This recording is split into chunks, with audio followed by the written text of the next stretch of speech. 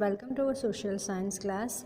So it is the second part of our 7th chapter, that is environmental changes. So we start with methane. The massive increase in methane proportion from 315 ppm in the year 1750 to 1764 ppm in the year 2005 was due to the reasons listed below. तो कौन से reason हैं जो methane का increase हुआ है environment में? Excelling of animals and metabolism process, जो एनिमल्स ब्रीथ करते हैं उसके बाद उनसे जो बाहर निकलती है उसके वजह से जो केमिकल बाहर निकलती है या गैस निकलती है उसके प्रोसेस के वजह से वो मीथेन का इंक्रीज़ होता है.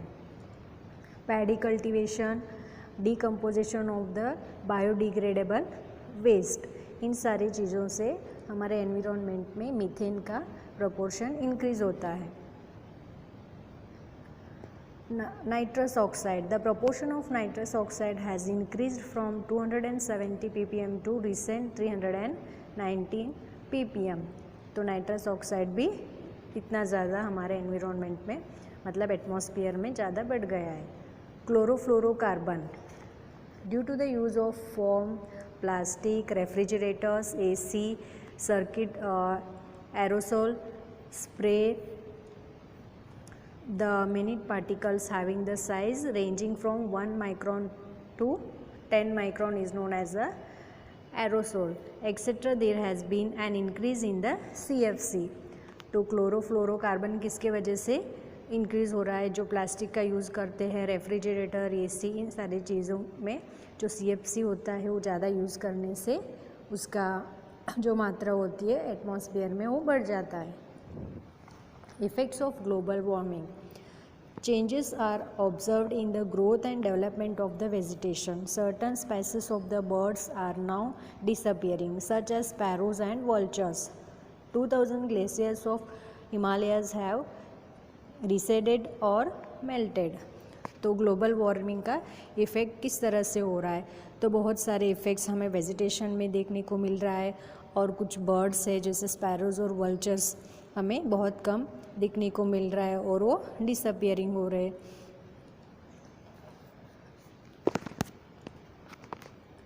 There has been an increase in the natural calamities like famine, cyclone, excessive rain and floods in the last 10 years. तो लास्ट 10 ईयर्स से हमको क्या देखने को मिल रहा है? जैसे कि नेचुरल कैलामिटीज़ है, साइक्लोन है, फिर ज़्यादा बारिश हो रही है, कभी कम बारिश होती है, बाढ़ आती है, ये सारे हमको देखने को मिल रहे हैं. किसके वजह से? ये ग्लोबल वार्मिंग के वजह से. The places receiving heavy rainfall are now experiencing less rainfall. Rajasthan and Dubai experienced heavy rain and there is a scanty of rain in Cherrapunji. तो ये किस तरह से इफ़ेक्ट हो रहा है? ग्लोबल वार्मिंग, जहाँ पे बहुत कम बारिश हो रही थी वहाँ ज़्यादा बारिश हो रहा है, जहाँ ज़्यादा बारिश हो रही थी वहाँ पे कम बारिश देखने को मिल रही है. The production of pulses has gone down, जो पल्सेस का प्रोडक्शन है वो कम होता जा रहा है. The level of ground water has decrease, जो ग्राउंड वाटर था उसका मात्रा कम होने लगी है. The melting of glaciers has increased the water level in oceans. This has aggravated the erosion of coast line.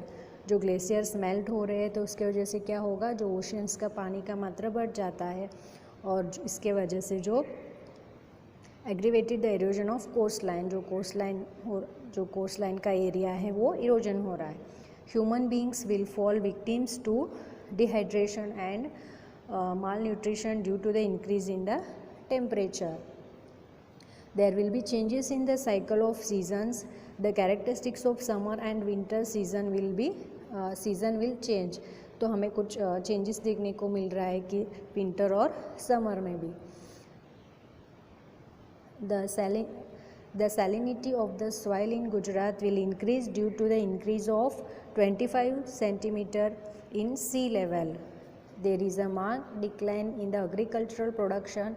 The frequency of diseases like cholera, dengue, malaria, yellow fever, swine flu, etc. has increased.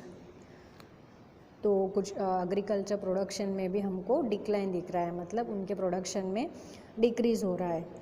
The frequency of diseases, मतलब कुछ diseases ज़्यादा increase हो रहे हैं। ये सारे diseases है जैसे cholera, dengue, malaria, jaundice, swine flu, ये सारे डिसीजेस अब ज़्यादा बढ़ रहे हैं। The areas near the coast of Maldives, Bangladesh, Philippines, West Indies and Australia have submerged. According to an institution named Greenpeace, approximately 55 lakh people living in Gujarat will have to migrate in the year 2100 CE. The flowers are losing their fragrance due to the global warming. Beehives are disappearing fast. जो कुछ flowers है global warming के वजह से उसका fragrance खो रहे हैं।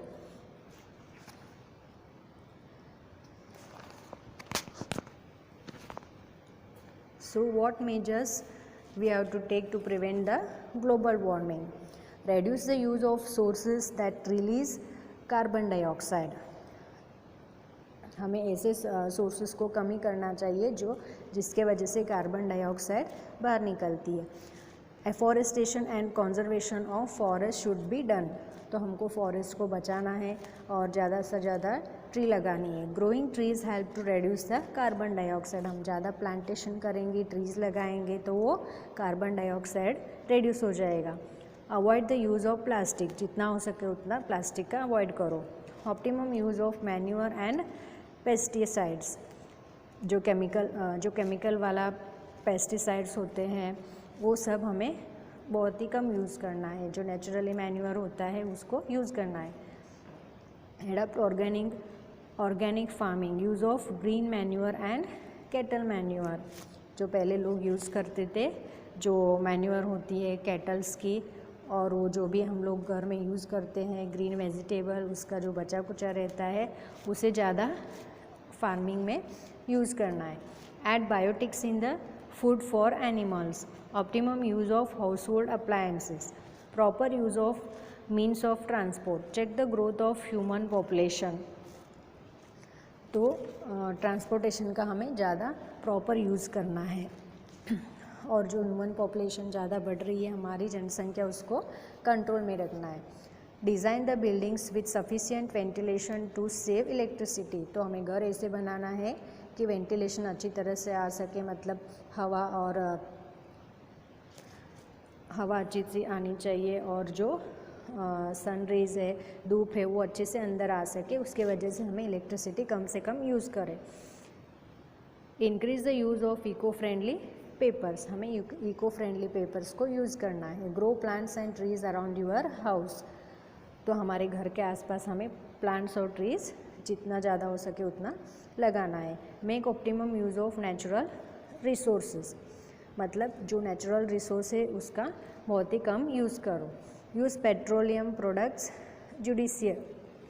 जुडिशियसली, मतलब जो पेट्रोलियम है वो ख़त्म होने वाली चीज़ें है, तो उसको जितना हो सके उतना प्रॉपरली यूज़ करो। यूज़ वाटर केयरफुली, जो वाटर है हमको मिलता है पीने के लिए वो बहुत ही कम मात्रा में मिलती है, इसलिए उसको ज़्यादा केयरफुली यूज़ करो। Practice rain water harvesting, increase the use of CNG and non conventional sources of energy, तो CNG का ज़्यादा यूज़ करना है इंस्टेड ऑफ डीजल और पेट्रोल के जगह पे।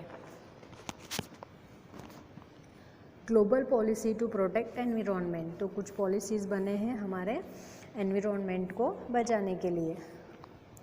On realising that human activities are the root cause of destruction of the environment, the countries of the world gathered at Stockholm, the capital of Sweden, in 1972 to think of ways to protect the environment. Another convention was held at Rio de Janeiro, Brazil.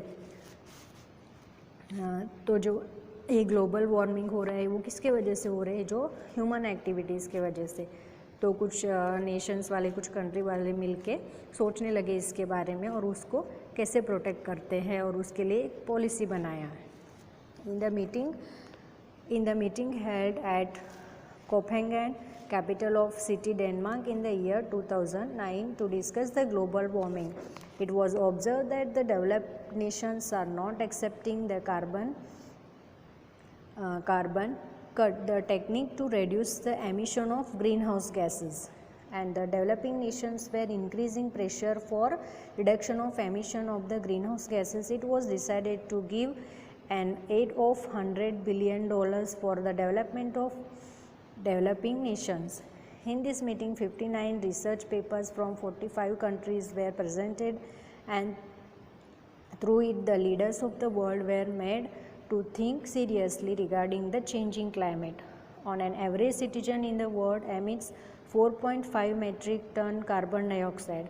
Indian citizen emits 1.2 metric ton carbon dioxide. Other developing nations release far lesser carbon dioxide gas. Large amount of concessions should be given for development, and more restrictions should be imposed on the countries like the USA. As an average, American emits 20.6 metric ton carbon dioxide. तो कुछ countries वाले मिलके policies बनाए, जो developed countries है वहाँ से ज़्यादा कार्बन डाइऑक्साइड बाहर निकलता है, क्योंकि वहाँ पे ज़्यादा व्हीकल्स का यूज़ होता है, इंडस्ट्रीज़, फैक्ट्रीज़ के वजह से ज़्यादा कार्बन डाइऑक्साइड बाहर निकलता है. तो इसके लिए उन्होंने कुछ पॉलिसीज़ बनाए थे, उनके ऊपर रिस्ट्रिक्शन लगाया. Okay, we will finish our 7th chapter.